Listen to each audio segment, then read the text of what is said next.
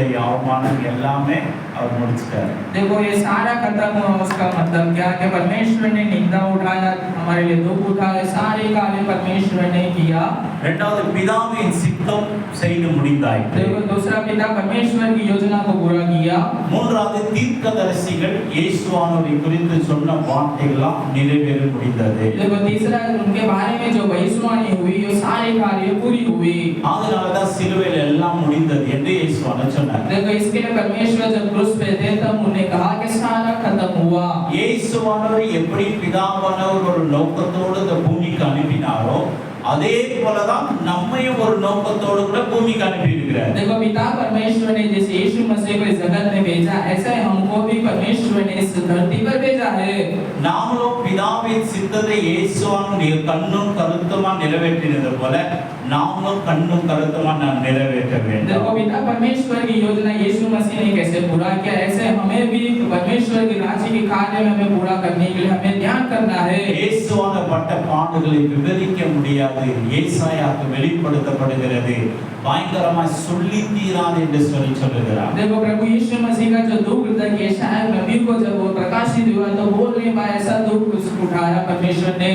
ஆண்டவர் இன்னைக்கு நினைச்சிட்டாரு, நாளைக்கு செஞ்சிட்டாருன்னு இல்ல, 1000 வருடங்களாக இது ஆதாமின் நாட்களிலே இயேசுவான பூமிக்கு வந்து அடிக்கப்பட வேண்டும் என்று ஆண்டவருடைய அனாதி ஒரு தீர்மானம், பெரிய ஒரு திட்டம் இது. देखो पिता परमेश्वर एक बड़ा योजना था, हजारों साल भविष्यवाणी कार्य हुई, इसके बाद इस कार्य को होता है। அதனால தீர்க்கதரிசிகளும் மலைகளிலும் குகைகளிலும் தங்களை தனிமைப்படுத்திக் கொண்டு ஜெபிக்கும் போது தேவ தீர்க்கதரிசன வார்த்தைகளாக கொடுக்கப்பட்ட வார்த்தை தான் அவங்க தீர்க்கதரிசன வார்த்தைகளை எழுதி வைத்திருக்கிறார்கள். देखो भविष्यवक्ता जंगल में अकेले में गुफा में रह के जब परमेश्वर के बात जो दे देता वे कार्य प्रकाशित होता है उनको।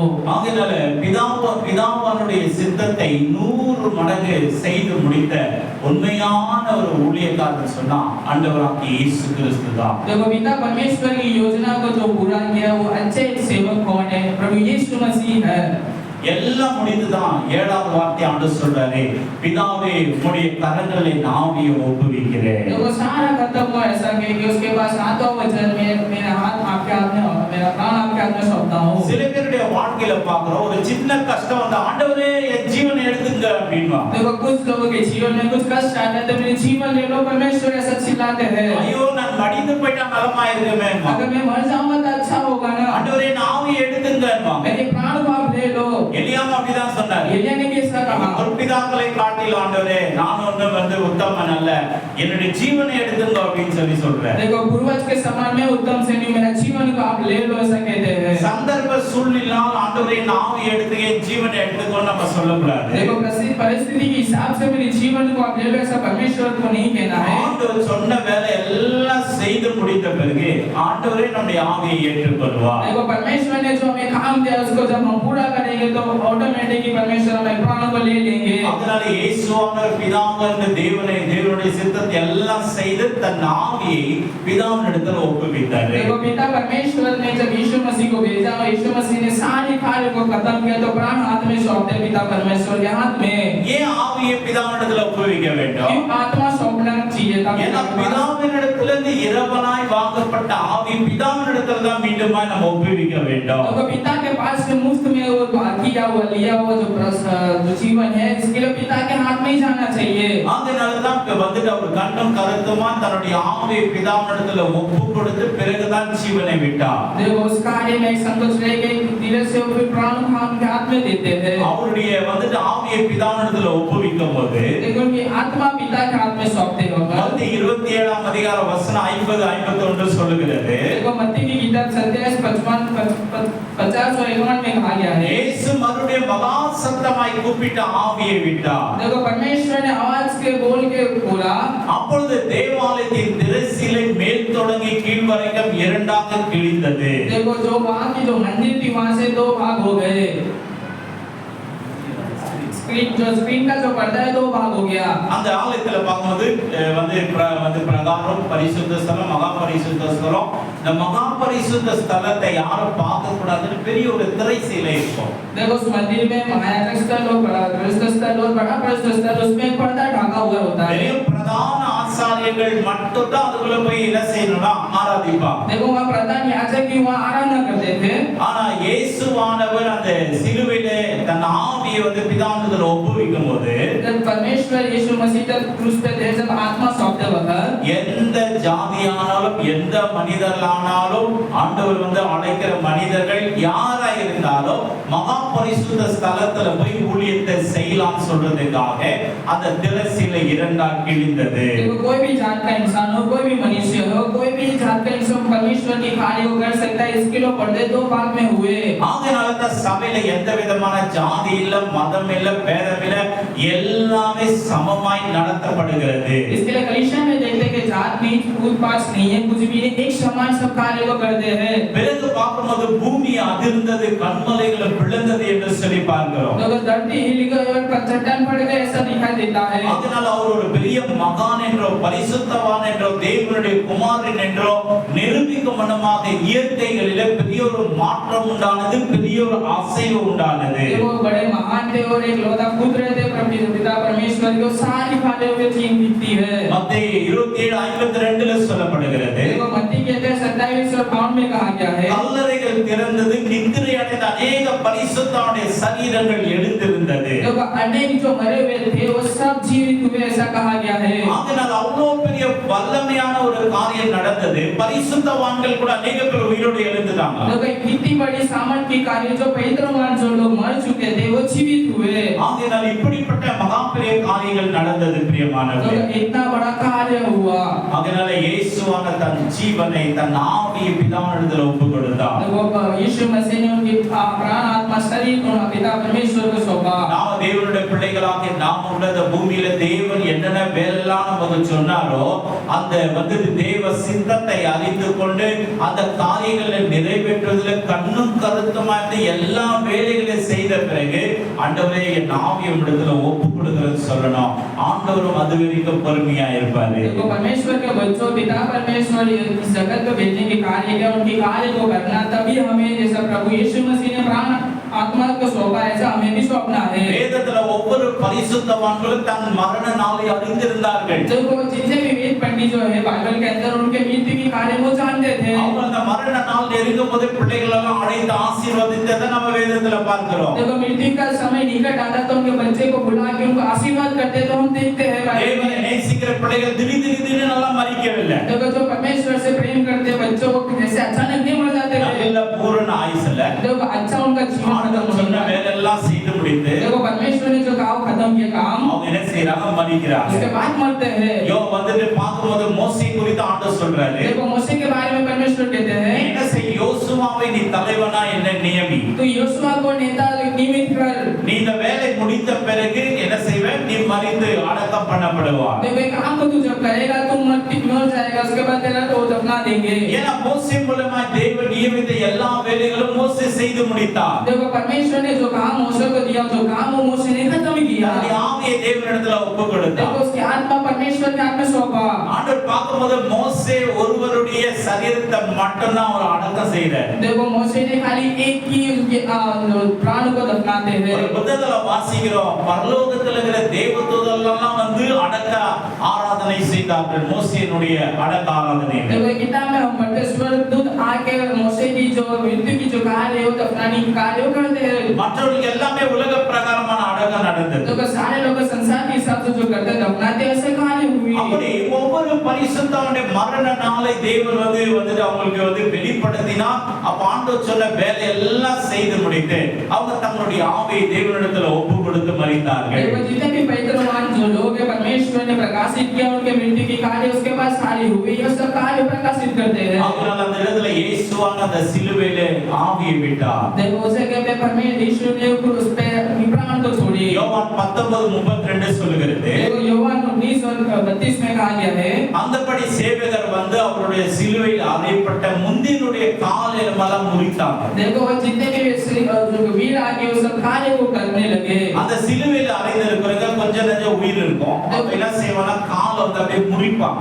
देखो जब वो क्रूस पे जब चढ़ाए गए लोगों को क्या करेंगे करेंगे, चेक करेंगे जीवित है कि नहीं, तो पैर को से तोड़ेंगे। அப்ப அந்த வந்து நம்முடைய உயிர் போயிடும். देखो उसके बाद उनका प्राण चला जाएगा। ஆனா இயேசுவோட கால் எலும்பு முறிக்கல அவங்க. देखो प्रभु यीशु मसीह का पेट को नहीं मोड़ा। ஏன் சொன்னா அவர் வந்து தன் ஜீவனை விட்டிருந்தார். देखो ऐसे ही उन्हें प्राण छोड़ दी थी। உன்னுடைய எலும்புகளில் ஒன்றும் முறிக்கப்படுவதில்லை என்ற வார்த்தை நிறைவேறும்படிக்கு அந்த வந்து போர் சேவகர்கள் இயேசுவோட பாதத்தை அந்த இயேசுவோட கால் எலும்பு முறிப்பது கிடையாது. देखो सेकंड में वचन उनके पैर को ना मोड़ा, ऐसा वो कहा कि वीर लोग ने ऐसा नहीं किया उनके पैर को। ஆகையால இந்த அன்பான தேவனுடைய பிள்ளைகளே, इसलिए प्रभु के बच्चों ஒவ்வொரு காரியம் தீர்க்கதரிசிகள் வார்த்தைகள் சொன்ன பிரகாரம் தேவனுடைய திட்டத்தின் பிரகாரம் ஒவ்வொன்றாக இயேசுவோட வாழ்க்கையில எல்லாம் நடந்தது. देखो एक कार्य जैसे भविष्यवक्ता ने जो भविष्यवाणी की थी सारे कार्य यीशु मसीह के जीवन में पूरा होते आया है। சிலர் பார்க்கும்போது தன்னுடைய ஆவியை பிசாசினிடத்தில் ஒப்புவிப்பார். देखो कुछ लोग उनकी प्राण जो उनकी जो आत्मा है शैतान के हाथ में सौंपते हैं। சிலர் தன்னுடைய ஆவியை மந்திரவாதத்தில் ஒப்புவிப்பார். देखो कुछ लोग उनकी आत्मा मंत्र वाले के हाथ में सौंपते हैं। சிலர் தன்னுடைய ஆவியை தேவனிடத்தில் ஒப்புவிப்பார். देखो कुछ लोग पिता के हाथ में सौंपते हैं। மந்திரவாதத்தில் வந்து யாரெல்லாம் பிசாசினிடத்தில் ஒப்புவிக்கிறாங்க ஆவிகளை, देखो जो शैतान के हाथ में उनकी आत्मा को सौंपते हैं, அவங்க ஒருவேளை செய்வதனாலும் வந்து சீக்கிரமா மடிந்து போகலாம். देखो मंत्र के द्वारा वो मर जाते हैं जल्दी। இப்படி பாவம் செய்கிறவங்க மேல செய்வின அனுபவது செய்வின அவங்க மேல பலிக்குது. அப்ப வந்து குறிப்பிட்ட நாளுக்கு அவங்க ஆயுசு நாட்களுக்கு முன்பதாகவே என்ன செய்யலாம், அவங்க மரித்து போயிடுவாங்க. देखो जो पाप किया था उसके ऊपर ऐसा दुष्ट आत्मा भेजते हैं, वो तुरंत से मर जाता है वो। இரண்டாவது சாத்தான் வியாதிகள் மூலம் மரணத்தை கொண்டு வருகிறான்.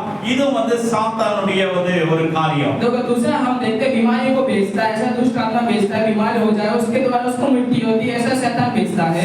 விபத்துகள் மூலமா சில பேர் மரித்து போறாங்க. देखो अचानक उनके जीवन में एक्सीडेंट होता है तो उस कार्य से मर जाते हैं। சிலர் தன்னுடைய ஆவியை பிசாசுக்கு ஒப்புவிப்பாங்கன்னா எப்படி ஒப்புவிக்கிறாங்க? देखो कुछ लोग उनकी आत्मा को शैतान के हाथ में सौंपते कैसे है? பாவம் செய்கிற எந்த மனிதனும் பாவத்துக்கு அடிமையாயிருக்கிறான். देखो जो पाप करता है पाप का गुलामी बन जाता है। பாவம் செய்கிற ஆத்மா சாகவே சாகும். जो पाप करता मनुष्य मरेगा ही। அப்போ ஒரு மனுஷன் பாவம் செய்யும்போது சாத்தான் கான்ட்ராக்ட் எடுத்துக்கிறாங்களே, அவங்களை எப்படி வேணாலும் மடிவிக்க அவனுக்கு அதிகாரம் கிடைக்கிறது. देखो जब मनुष्य को पाप करता है तो शैतान कॉन्ट्रैक्ट ले लेता है कैसे उसको मार गिरा देवे।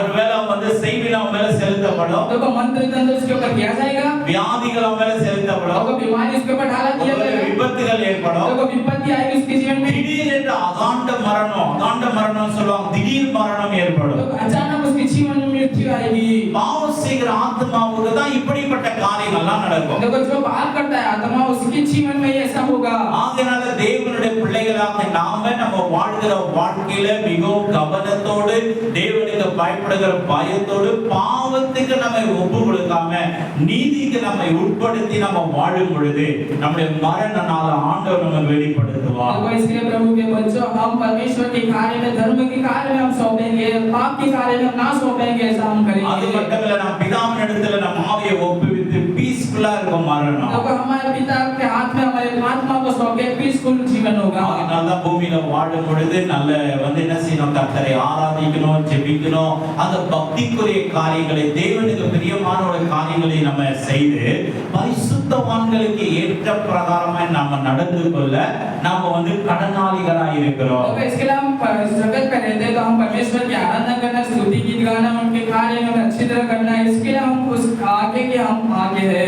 அப்படி நம்ம வாழாம வேதத்தின் பிரகாரம் வாழாம நம்ம மனப்போன பிரகாரம் வாழ்ந்தோம்னா நம்ம பிசாசுடைய கரத்துல ஒப்புவிக்கப்படுவோம். देखो बाइबल के अनुसार हम ना जीवेंगे तो हम शैतान के हाथ में सौंप दिए जाएंगे। அப்ப அவன் எப்படி நாம எப்படி மரிக்கணும்னு அவன் திட்டம் பண்ணுவான். देखो हम कैसा मरना है शैतान योजना बनाएगा। நம்முடைய மரணத்துல தெய்வ திட்டம் அப்ப நிறைவேறாது. देखो हमारे जो मृत्यु में परमेश्वर की योजना पूरी नहीं होगी। அதனால தான் வந்து கடைசி நாட்கள் ரொம்ப முக்கியம்.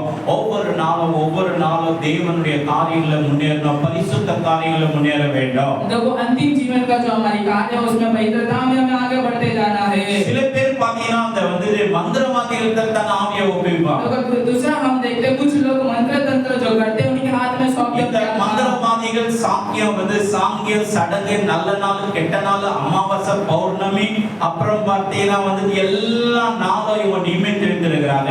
அதுல ஒன்றுல நம்ம உடன்பட்டாங்க அவங்க நம்மள அடிமையாக்கிடுவாங்க. तो इस कार्य में देखते हैं तो ट्रेडिशनली जो करते हैं अच्छा दिन बुरा दिन ये सब कार्य जो सब देखते हैं उसके हम कार्य हम दे देंगे सौंप देंगे तो उस कार्य में हमें ठोस पहुंचा देंगे। தேவன் சிருஷ்டித்த நாம் எல்லாமே நல்லது என்று ஆண்டவர் சொல்றார். देखो परमेश्वर ने जब इस धरती को बनाया तो सारा दिन सब நல்ல காலம் கெட்ட காலம் யமகண்ட காலம் ஏன் நம்ம அதை பார்க்கணும்? क्यों परमेश्वर का बच्चा क्यों अच्छा दिन है बुरा दिन है सब क्यों देखना है? நாலு நட்சத்திரத்தை எதுக்கு பார்க்கணும்? देखो नक्षत्र क्यों देखना है? அப்புறம் பார்த்தீங்கன்னா ஜாதகத்தை நம்ம எதுக்கு பார்க்கணும்? देखो जातक देखते हैं, முகூர்த்த நாள் நம்ம எதுக்கு பார்க்கணும்? देखो सब कार्य को देखते हैं। ஆண்டவர் நியமித்த நாளிலே திருமண காரியங்களோ நல்ல காரியங்களோ வீடு திறப்பு காரியங்களோ எப்ப வேணாலும் நம்ம ஜெபம் பண்ணும்போது ஆண்டவர் சொன்னா அந்த நாள்ல வந்து நியமித்து நம்ம அந்த நாள்ல நம்ம செய்ய வேண்டும். देखो शादी की विवाह हो या घर की कार्य हो सारी कार्य तो हम प्रार्थना करेंगे तो परमेश्वर निमित्त करेंगे कार्य हम करेंगे। ஆகையால இந்த வந்து சாத்தானுடைய தூதர்கள் மந்திரவாதிகள் நியமித்த இப்படிப்பட்ட சாக்கிய சடங்கு வந்து இப்படிப்பட்ட காரியங்களை ஒன்றாக நம்ம பின்பற்றும் போது அந்த ஆவி நம்முடைய ஆவி மந்திரவாதத்துல ஒப்புவிக்கப்படுகிறது. देखो शैतान की जो कार्य जो मंत्र तंत्र की कार्य में हम जब फंस जाएंगे तो हमारी आत्मा उसके हाथ में सौंप दी जाती है। உலகத்துடைய சடங்காச்சாரங்களிலே எதிலுமே நம்ம வந்துட்டு போக கூடாது. देखो संसार की जो भी कार्य ट्रेडिशनल कार्य में हमें उसमें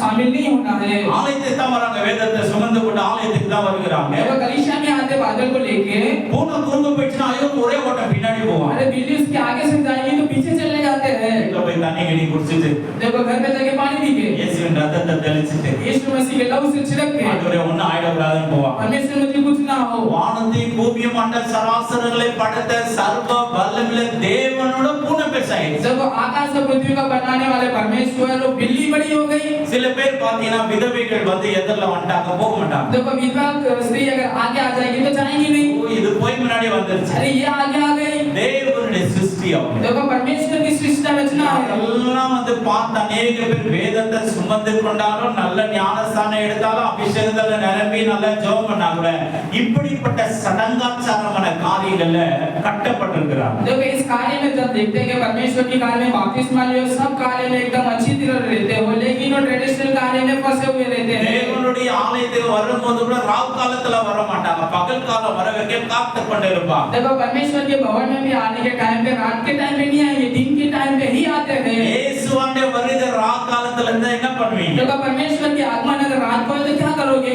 ஆகையால வந்துட்டு நம்ம வந்து ராவு காலம் வந்துட்டு பகல் காலம் அப்புறம் நல்ல நேரம் கெட்ட நேரம் இதெல்லாம் பார்க்காம எல்லா நேரம் ஆண்டவர் எனக்கு நல்லா தான் வந்து வைத்திருக்கிறாரு சொல்லி நம்ம வந்துட்டு நம்ம மைண்டை நம்ம ப்ரிப்பேர் பண்ண மைண்டுக்கு நம்ம கமாண்ட் கொடுக்கணும்.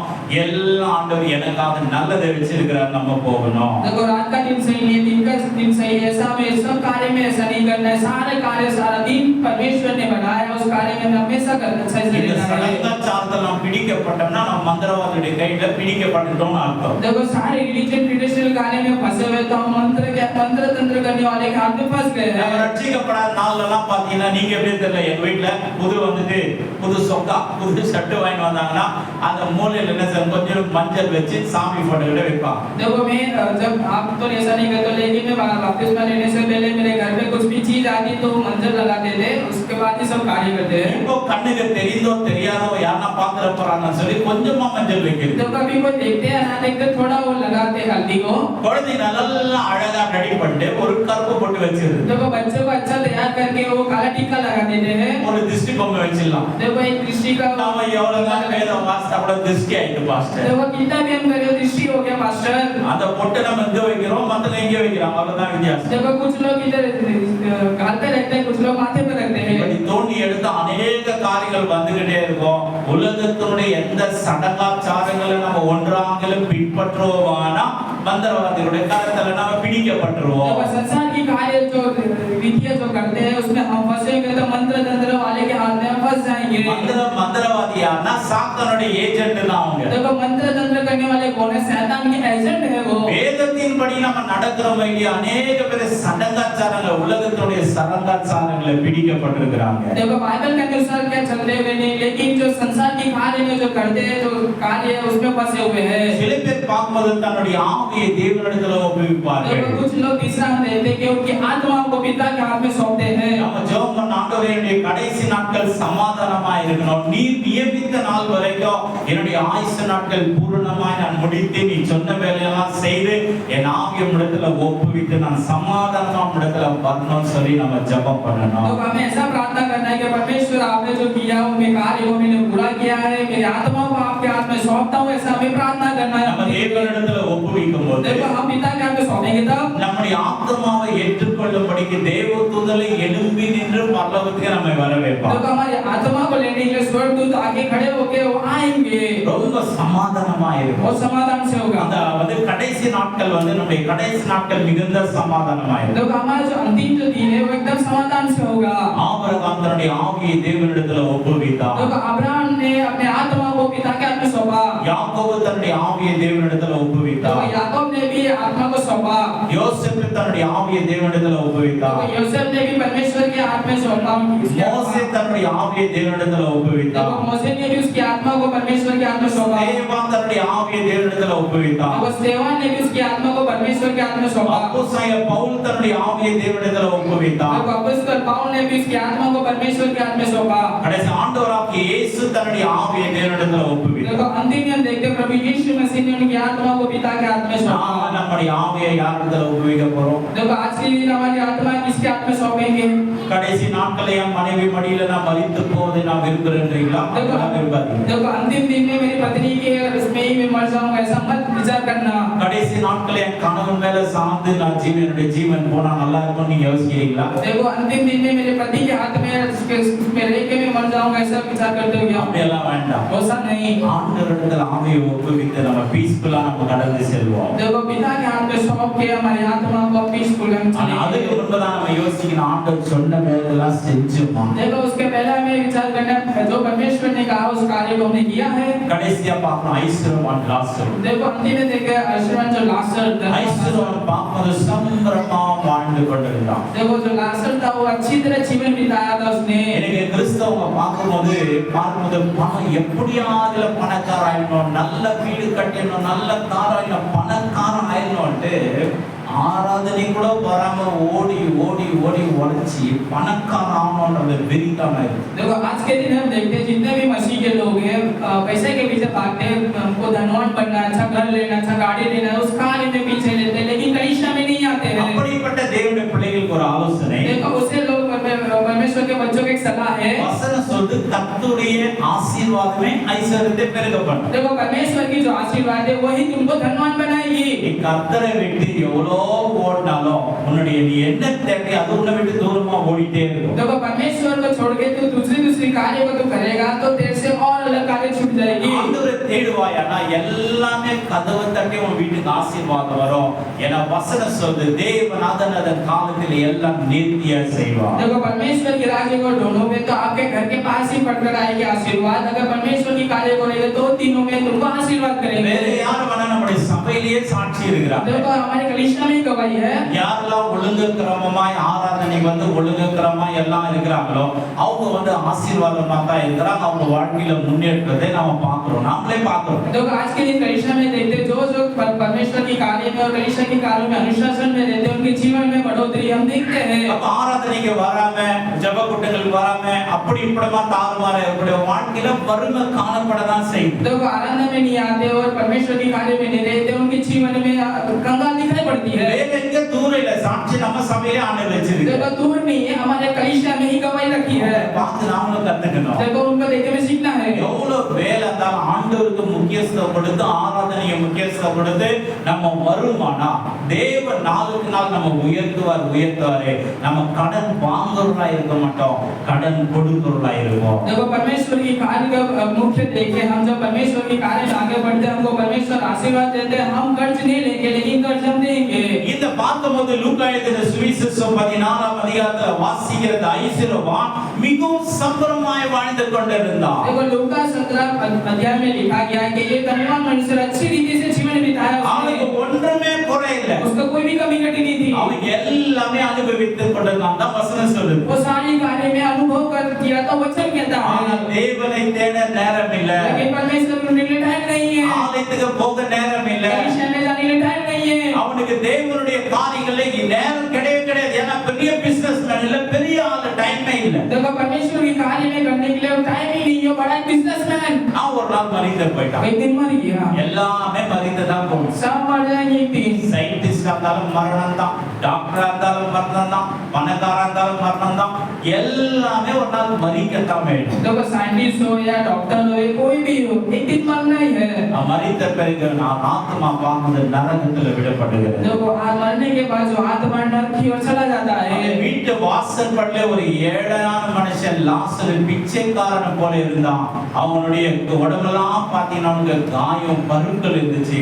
அது வந்து நாய்கள் நக்கினதுன்னு வசனம் சொல்லுது. देखो धनवान के घर के सामने लाजर खड़ा रहता था, वो एकदम खराब हालत में था. उसका जो मर गया तो उसका कुत्ते ने जो खून था वो चाटा.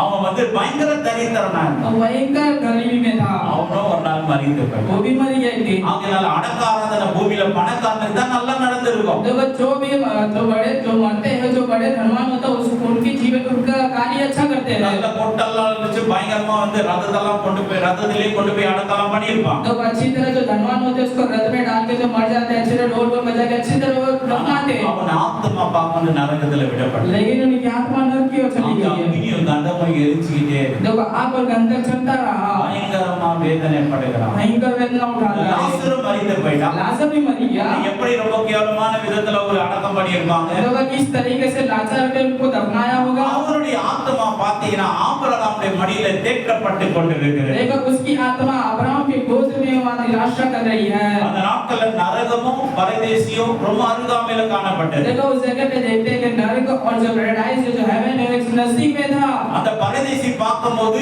பூமி கடியில தான் இருந்தது. देखो जो पैराडाइज था वो धरती के नीचे ही था. அப்ப அவன் வந்து பார்க்கறான், இந்த லாசரு ரொம்ப வீட்டு முன்னாடி இந்த பிச்சைக்காரன் இவன் ஆபிரகாமுடைய மடியில இருக்கிறானே. वो धनवान देखता लाजर एक तो एक धनवान गरीब था, वो एक अब्राहम के गोद में दिखाई पड़ता है. ஆபிரகாமை ஆண்டவனே கூப்பிடுறான். देखो अब्राहम को ये परमेश्वर बुलाता है. அப்ப அவன் ஆபிரகாமை அறிந்தவன், தேவனை அறிந்தவன். ஆனா தேவன் சொன்ன கட்டளையிலும் கற்பனையிலும் பின்பற்றவில்லை. देखो परमेश्वर को जानता था, अब्राहम को जानता था, लेकिन उसकी आज्ञा को प्रतिज्ञा को नहीं अपनाया उसने.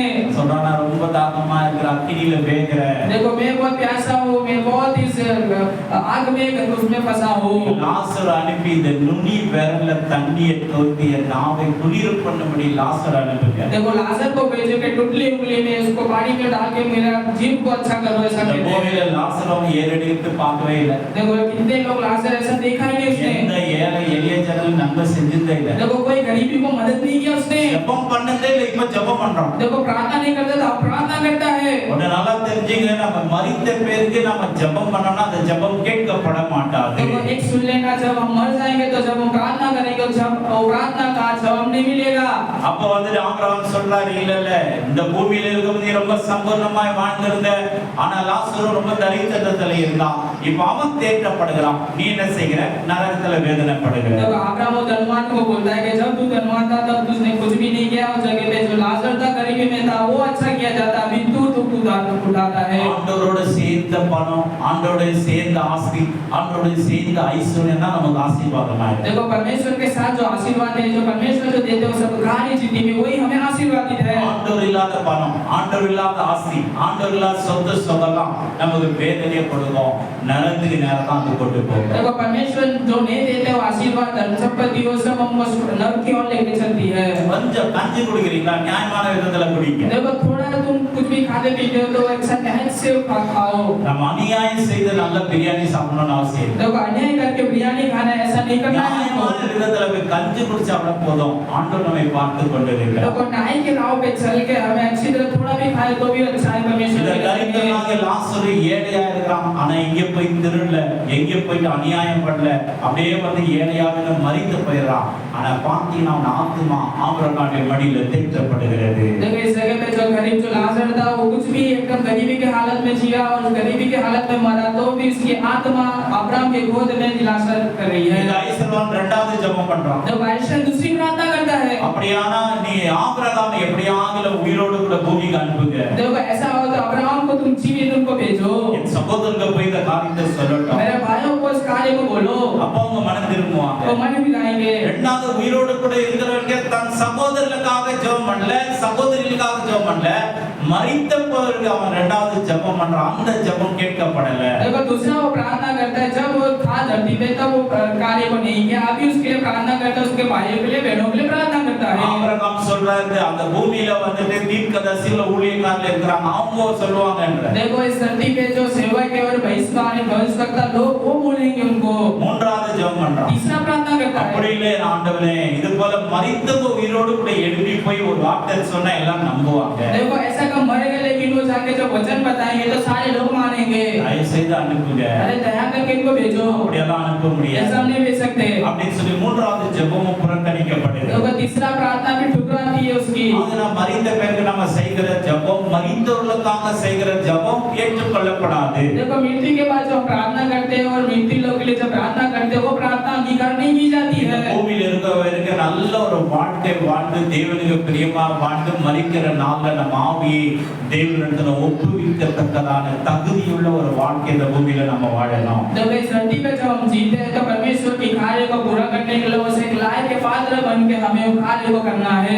தேவனுடைய பிள்ளைங்க தேவனை விட்டுட்டு பணம் பணம் பணம் ஓடினா இதுதான் கடைசியில நரகத்துல கொண்டு போய் நம்ம நிக்க வச்சு. देखो परमेश्वर के बच्चों अगर पैसा के पीछे भागोगे तो पैसा पैसा तो ऐसे ही अंतिम दिन में होगा, आप नरक की ओर चले जाओगे।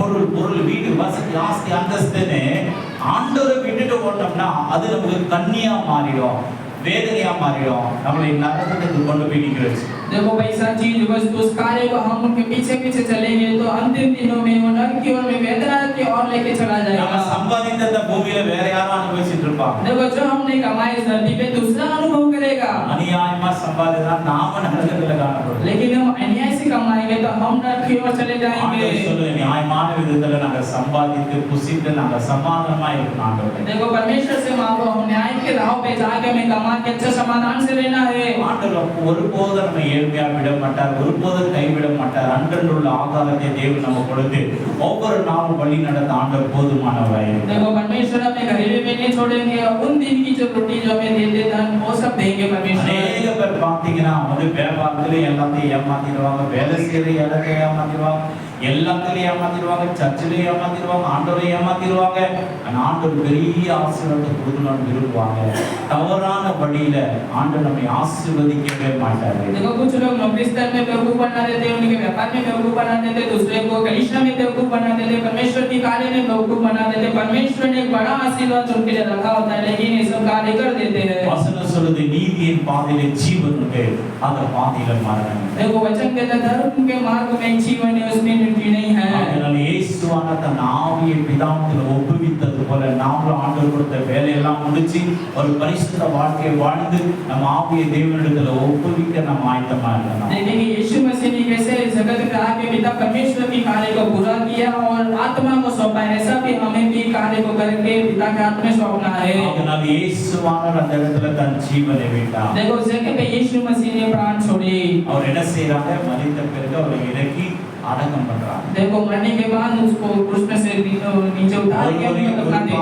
வைத்திராத கல்லறையில அவரை வச்சு பெரிய ஒரு கல்லை மூடி வைக்கிறாங்க. देखो किसी ने भी उपयोग नहीं किया, कब्रिस्तान पे उनको दफना देते गुफा के अंदर। அதனால ஆண்டவர் மரித்து உயிரோடு கூட இருக்கார். देखो परमेश्वर मरकर जीवित है। அவருடைய மரண பாடங்களை தியானித்துக் கொண்டிருக்கிறார். देखो उनकी मृत्यु की कार्य हमने ध्यान किया। உயிர் தெழுந்ததை குறித்து நம்ம ஞாயிற்றுக்கிழமை தியானிக்கிறோம். देखो वो जीवित हुए और रविवार के दिन ध्यान करेंगे। ஏழு விதமான வார்த்தைகளை நம்ம கேட்கிறோம். देखो 7 प्रकार की बात हमने सुनी, ஆண்டவர் நம்மோடு பேசி இருக்கார். परमेश्वर उनसे बात की होंगी। எந்த காரியம்லாம் நல்ல காரியம் இருக்குது அதுக்காக நம்ம ஆண்டவருக்கு நன்றி சொல்லலாம். देखो जो जो कार्य अच्छी है उस कार्य में प्रार्थना करेंगे। சபையில யாரெல்லாம் பலவீனமா இருக்கிறாங்கன்னு நம்ம ஜெபத்துல உணர்கிறோமோ அவங்களுக்காக நம்ம ஜெபிக்கலாம். देखो कलीसिया में जो पहले ही हम महसूस होता है तो उनके लिए हम प्रार्थना करेंगे। நமக்குள்ள எதெல்லாம் பலவீனமா இருக்கும், ஆண்டவரே இந்த பலவீனத்தை மாற்றுங்க, இந்த ஜென்ம சுபாவத்தெல்லாம் மாத்துங்கன்னு சொல்லி ஆண்டவர்கிட்ட நம்ம அர்ப்பணித்து நம்ம ஜெபம் பண்றோம். देखो हमें ऐसा प्रार्थना करना है, जो हम स्वभाव है हमारा स्वभाव को बदलो, हम ऐसा अच्छी रीति से रहना चाहते हैं, ऐसा में प्रार्थना करेंगे। ஏன் अनेक பேர் மனம் திருப்பி ஞானஸ்தானம் எடுத்து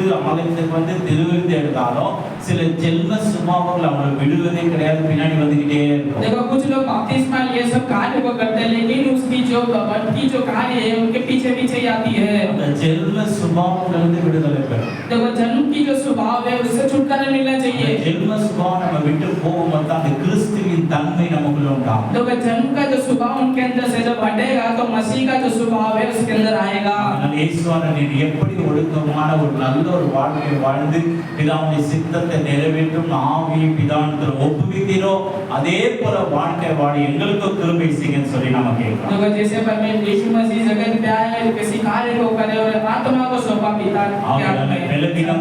பலவீனமா இருக்கிற ஆண்டவருடைய ஜெபம் பண்ணுங்க. देखो जो पहले ही परमेश्वर से प्रार्थना करो. வசனம் பார்க்கும்போது 1 பேதுரு 2:24 சொல்லுது. देखो 1 पत्रस 2:24 में कहा गया है. அவர் தாமே தமது சரீரத்திலே நம்முடைய பாவங்களை சிலுவையின் மேலே சுமந்தார் சொல்லப்படுகிறது. देखो हमारे पाप को निमित्त तुमने उठाया दुख दर्द और क्रूस पे चढ़ाए. யாருக்காக நீங்காத வியாதிகள். देखो जो बीमारी ना हटी हो. நீங்காத துன்பங்கள். देखो जो दर्द है दुख பயங்கரமான chronic disease. देखो भयंकर डिसीज हो. எந்த விதமான வியாதியில நீங்க பிடிக்கப்பட்டிருந்தாலும் देखो कोई सी बीमारी में फंसे हुए இந்த நாளில் இயேசுவினுடைய தழும்புகளால் சுகமா காண்றத நாள்ல விரும்புகிறேன். देखो आज के दिन परमेश्वर की गांव से तुम चंगा हो सकते हो. எங்க பலவீனமா இருக்க அந்த இடத்துல கரத்தை வச்சு நீங்க ஜெபம் பண்ணுங்க. देखो जो स्थल में पहले नो साथ पे हाथ रख के प्रार्थना करो. எப்பேற்பட்ட வியாதியா இருந்தாலும் அந்த நாளிலே ஆண்டவர் உங்களை விடுதலையாக்கும்படி அவருடைய தழும்புள்ள கரங்களோடு நம்ம மத்தியில உலாவிக் கொண்டிருக்கிறார். तो आज के दिन किस प्रकार की हालत में आप महसूस हो रहे हो उस जगह परमेश्वर इस जगह पे है उस गांव के हाथ में आपको चंगाई करना चाहते हैं. सारे लोग उठने पे आएंगे. இந்த நாளில் வியாதியிலிருந்து விடுதலை கொடுக்கும்படி தழும்புள்ள கரங்களோடு இயேசுவானவர் அசைவாடி கொண்டிருக்கிறார். तो आज के दिन जो बीमारी के हालत में परमेश्वर गांव के हाथ के द्वारा आ रहे हुए हैं. யாரும் கண்களை திறந்து பார்க்க வேண்டாம். देखो कोई भी हाथ देख के मत நல்ல देखना. முழங்கால் படியிலே सारे लोग उठने पे आओ. தேவ வல்லமை நம்ம மத்தியில் இருக்கிறது. परमेश्वर की सामर्थ हमारे बीच में है. அசைவாடுதல் पवित्र आत्मा हमारे बीच में இந்த है. நாள் உங்களுடைய குழந்தை ஒருவேளை பலவீனமாய் இருக்கலாம். तो आपका बच्चा बहलीन हो. ஒருவேளை நீங்க பலவீனமாய் இருக்கலாம். आप बहलीन हो. பெண்களுக்குரிய வியாதினால तो பிடிக்கப்பட்டிருக்கலாம். स्त्री की बहलीन के फंसे हुए हो. ஆண்களுக்குரிய வியாதினால பிடிக்கப்பட்டிருக்கலாம். देखो जितने भी जो लोग आए जो தேவ வல்லமை இந்த நாளில் இறங்க போகிறது. परमेश्वर की सामर्थ उतर அவருடைய आएगी. தழும்புகளால் சுகமானம் என்ற வேத வசனம் நிறைவேற परमेश्वर போகிறது. की नाम से हम चंगाई होते हुए நம்மளுடைய பாவங்கள் எல்லாம் நம்ம அறிக்கை செய்யலாம். हम पाप को हम बोलेंगे. நம்முடைய பாவங்கள் எல்லாம் ஆண்டவர் மன்னிக்க போதுமானவர். हमारे पाप परमेश्वर माफ कर सकते हैं. ஆண்டவரே நான் தெரியாம செய்த எல்லா பாவங்களையும் மன்னிங்கன்னு சொல்லி கொஞ்ச நேரம் நம்ம ஆண்டவரை ஸ்தோத்திரிக்கலாமா? जान के अनजाने में जो पाप கரங்களை தட்டி கொஞ்ச நேரம் நம்ம ஆண்டவரை ஸ்தோத்திரிக்கலாம். ஆண்டவரே சிலுவையிலே மத்த எங்களுக்காக ரத்தம் சிந்தினீங்க. எங்க ஒவ்வொருடைய பாவங்களையும் மன்னிங்க ஆண்டவரே.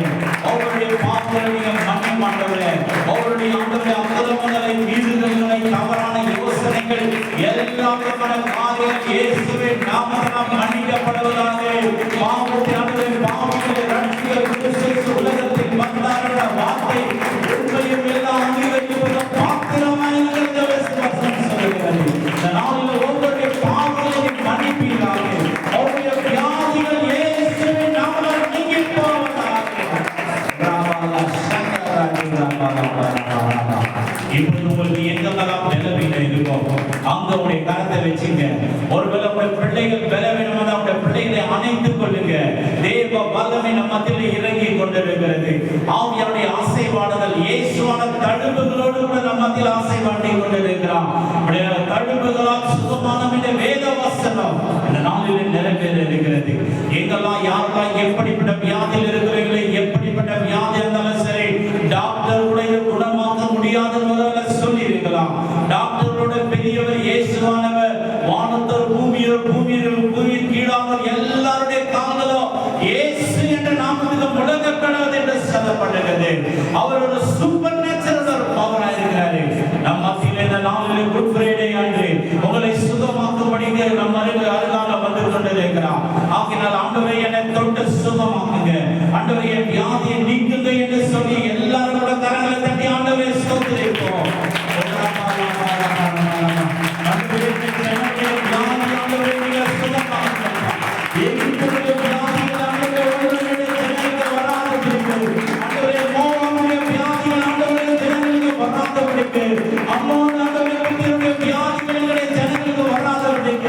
எல்லா வியாதியும் இந்த நாளில் சுகமாக்குவதாக. ஓ ஆண்டவரே தழுவினால சுகமாக்குங்க.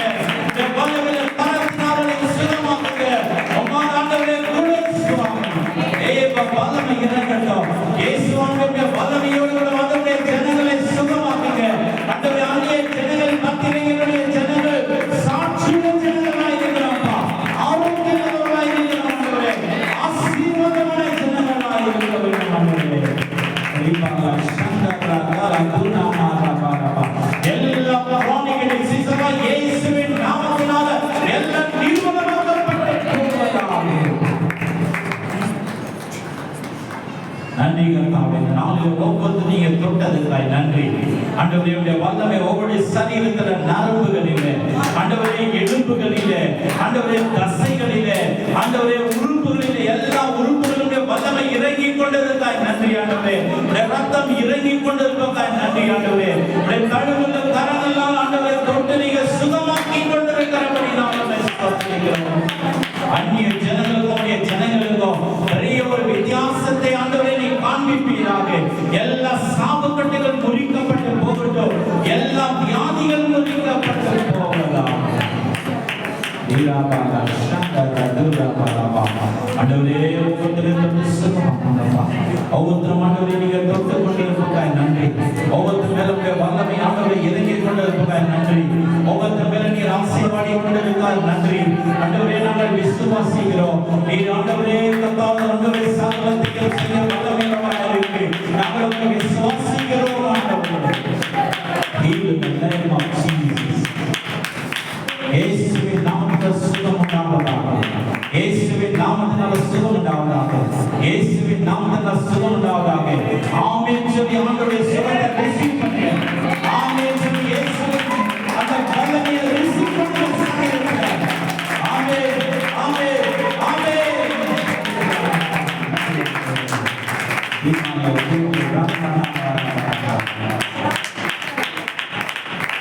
ஆண்டவரே இந்த நாளில் வார்த்தைகள் உரிமையோடு இடைப்பட்டதுக்காக வார்த்தைகளை பகிர்ந்து கொண்ட பிள்ளைகளை ஆசீர்வதிங்க. எங்களுடைய சபையிலே இன்னும் ஆண்டவரே ஆவிக்குரிய தலைவர்கள் எழுப்பட்டும் ஆண்டவரே.